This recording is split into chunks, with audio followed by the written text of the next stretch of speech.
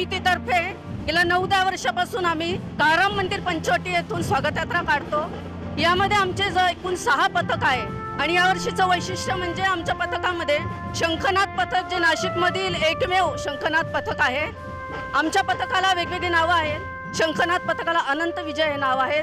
युधिष्ठिर धर्म युधिष्ठिरांच्या शंखाचं जे नाव आहे ते आम्ही आमच्या शंखनाद पथकाला ठेवलेलं आहे।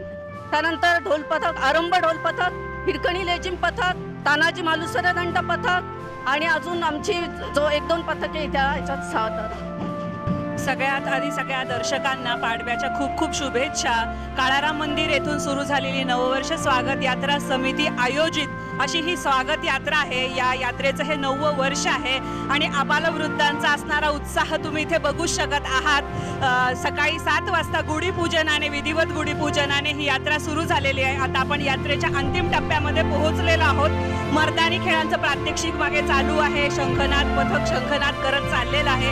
आपली संस्कृती संवर्धन करणं हा यात्रेचा एकमेव उद्देश आहे आणि या दृष्टीने आपण इथे वेगवेगळ्या पथकांचं प्रात्यक्षिक आणि त्याच्या आधी आपण त्याचा सराव आणि प्रशिक्षण देत असतो। तर या अंतर्गत आता हे आपण सगळी यात्रा बघत आहात। आपण सगळ्या यात्रेचा नक्कीच आनंद घ्या आणि दरवर्षी गुढीपाडव्याला या यात्रेमध्ये नक्की सर्वांनी सहभागी व्हा।